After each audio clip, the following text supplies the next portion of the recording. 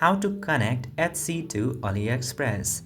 Now, if you want to connect your Etsy to Aliexpress in order to sell your products more effectively in both of those platforms, in that case, Aliexpress or Etsy does not provide you the option to connect each other or the two platforms, so you don't have any other option than using the third-party service provider, and one of those is AutoDS. Now, in order to use that service, simply go to your browser and open autods.com in there. And after opening AutoDS, you will be in this page where you will see the button of Get Started. Tap into that and it will open this page after you log into your account. Just simply create an account and log in and select the option of Etsy from here.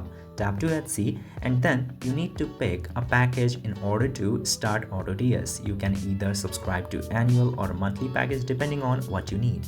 And once you subscribe, you will be in a page where you can very easily connect Etsy to Aliexpress and cross-sell between two platforms. I hope this video was informative. If yes, don't forget to hit that subscribe button.